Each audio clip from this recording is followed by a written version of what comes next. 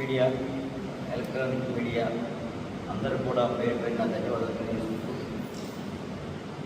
ఈరోజు ఆంధ్రప్రదేశ్ జరుగుతున్న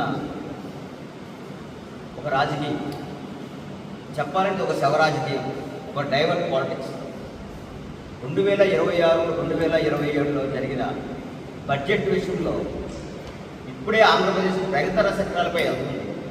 2019, 2024లో ఒక రాక్షస పాలనలో, ఒక సైకో పాలనలో ఆంధ్రప్రదేశ్ రాష్ట్రం 20 సంవత్సరాలు వెనక్కి వెళ్ళిపోయింది. అభివృద్ధి మళ్ళీ మనం 2024లో వచ్చిన తర్వాత ఈ ఎన్డీఏ కూటమి పరిపాలనలో 3 ఇడ్లు బండిలాగా, డబుల్ ఇంజిన్ సర్కారులాగా అభివృద్ధి బాటలో వెళ్తూ వీళ్ళు 2026, 2027 బడ్జెట్ మీద మాట్లాడడానికి ఏం దొరక్క, ఈ బడ్జెట్ అనేది ప్రగతి చక్రాలపై వెళ్తుంది దొరక్క డైవర్ట్ పాలిటిక్స్ చేసి లాస్ట్కి వెంకటేశ్వర స్వామి మీద పడ్డారు.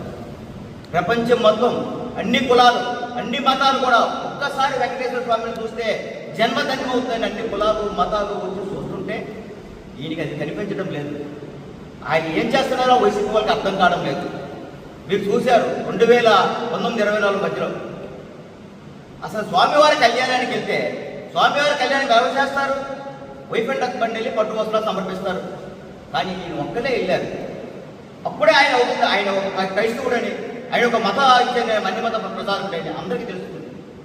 మరి ఆయన భార్యతో వెళ్లకుండా చాలామంది మేధావులు, పండితులు కూడా దాన్ని విమర్శించారు, కరెక్ట్ కాదని చెప్పి. కానీ దాన్ని కూడా సునపాయంగా పక్క పెట్టారు. స్వామివారు ప్రజలందరూ కూడా ఏదైతే స్వామివారికి తలనేలాలు ఇవ్వాలో అని దేవుడికి మొక్కుని తలనాలు ఇచ్చిన నేలాలు కూడా 2 కోట్ల రూపాయలకి మీ థాయిలాండ్ మహమ్మారి నుంచి చైనా కంపెనీ మహానుభావులు ఎవరున్నారంటే అది వైసీపీ ప్రభుత్వంలో జరిగిన కార్యక్రమం. రాజకీయంలో కూడా లడ్డూ విషయంలో కూడా లక్షలాది రూపాయలు బయటికి తెచ్చి తన తిరుమల తాలూకా వెంకటేశ్వర తాలూకా ప్రభుత్వం మంట కలిపి రాజకీయంలో కూడా ప్రతి ఒక్కరికి లడ్డూలు ఇచ్చి పాలిటిక్స్ చేసిన వ్యక్తులు ఎవరైనా ఉన్నారంటే అది వైసీపీ నాయకులకి అందరూ తెలుసు. మొన్న ఒక నాయకుడు అంటాడు వెంకటేశ్వర స్వామి పెట్టి అంటే బడ్జెట్ మీద విమర్శించలేక, బడ్జెట్ మీద తప్పులు దొరక్క వీళ్ళు ఒక డైవర్ట్ పాలిటిక్స్ చేసి వెంకటేశ్వర స్వామి కూడా పట్టుకొని అసెంబ్లీ దీనిలో శాసనసభలు అన్నింటిలో కూడా వాళ్ళు బయటకు వచ్చి చూపించి అంటారు మనం అంటే చెప్పులు వేసుకొని ఉన్నారంటే చెప్పులు వేసుకొని నిరూపిస్తే నేను రాజీనామా చేస్తున్నాడు. ఆయన నాయకుడు ఎక్కడున్నాడు? మీరు ఆల్రెడీ రికార్డ్ అయిన శాసనసభలో చూశారు కదా, చెప్పులు వేసుకున్న నాయకుడు ఎక్కడున్నాడు? ఆయన రాజీనామా చేయవయ్యా, నువ్వు మీ 11 మంది ఎమ్మెల్యే కూడా వచ్చి రాజీనామా చేయండి. మీ టైంలో లెటర్లు టీటీడీ లెటర్లు దర్శనానికి సంబంధించిన అన్ని కాళ్ళు అన్ని సేవలు కూడా అమ్మేసి డబ్బులు క్యాష్ చేసుకొని మీరు చేసిన రాజకీయాలు తెలియవా ప్రజలకి? ప్రజలు మీకు ఎంత బుద్ధి చెప్పినా మీరు మారరా? 11 సీట్లు ఇచ్చినప్పుడు కూడా ఇంకా మీలో మార్పు రాదా? ఒక నాయకుడు అంటే అన్ని కులాలు, అన్ని మతాలు సమానంగా చూసిన వాడు ఒక నాయకుడు. అయ్యా జగన్మోహన్ రెడ్డి గారు, మీరు ఏమైందయ్యా మీ బుద్ధి? అన్ని కులాలు, అన్ని మతాలు సమానంగా చూసిన వ్యక్తులు కానీ ఒక్క మతాన్ని మీరు ప్రేరేపించి తిరుపతి కొండ మీద అన్ని మత ప్రసారం చేసిన వ్యక్తి ఎవరున్నారు? మీరే కదా.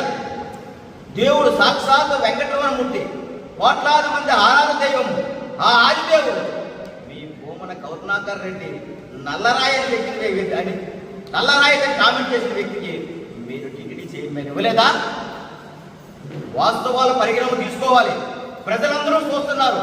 మీకు ఇంకా మీరు ప్రజలందరి తరఫున మీరేమో ఎక్కడ నిలబడితే అక్కడ, ఎక్కడ నుంచి అక్కడ మీ నాయకులు మీరు కూడా ప్రజలందరికీ క్షమాపణ చెప్పాలి.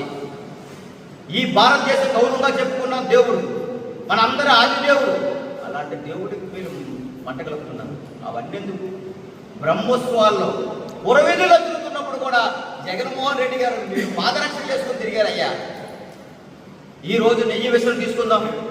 ఆవు కొవ్వు మెయిన్ అన్ని తరగా పశువులతో కొవ్వు కూడా మీరు పెట్టి అసలు అనకూడదు, బంది కొవ్వును కూడా యాడ్ చేసి మీరు ఏం చేశారయ్యా?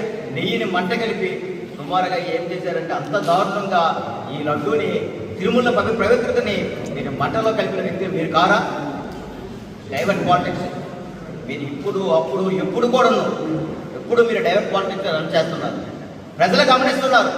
జగన్మోహన్ రెడ్డి గారు ఇప్పుడైనా మీరు మారండి. మీరు మారితే మీకు మంచి భవిష్యత్తు ఉంటుంది. ప్రజలందరికీ బేస్ చరిత్ర మీద క్షమాపణ చెప్పాలి. మీరు మీ నాయకులు చెప్పాలి. ఒక ఎమ్మెల్సీ వచ్చేటాడు, నేను చెప్పులు వేసుకోలేదు, నేను రాజీనామా చేస్తాను నిరూపించండి. ఎక్కడున్నాడు ఎమ్మెల్సీ? ఇప్పుడు అప్పుడు మీ రాజకీయం అదే. గతంలో కొట్టలవేటి మీదే, పులకరాయి మీదే, మొత్తం టోటల్ అంతా మీదే. ప్రజలు ఈసారి నమ్మరు. ఒక్క ఛాన్స్ అని 20 సంవత్సరాలు వెనక్కిరిపోయాం. మళ్ళీ మిమ్మల్ని నమ్మే ప్రతిష్టలు లేరని మీరు గుర్తించాలని ఈ డైవర్ట్ పాలిటిక్స్ మానుకొని ఈ ప్రభుత్వం మంచి ప్రభుత్వం, ఇది మన ప్రభుత్వం, ఈ ప్రభుత్వం ఎన్డీఏ కూటమి ప్రభుత్వం అభివృద్ధి జరుగుతుందని ఒప్పుకోవాల్సిన బాధ్యత మీకు ఎంతైనా ఉందని తెలియజేసుకుంటూ సెలవు తీసుకుంటున్నాను.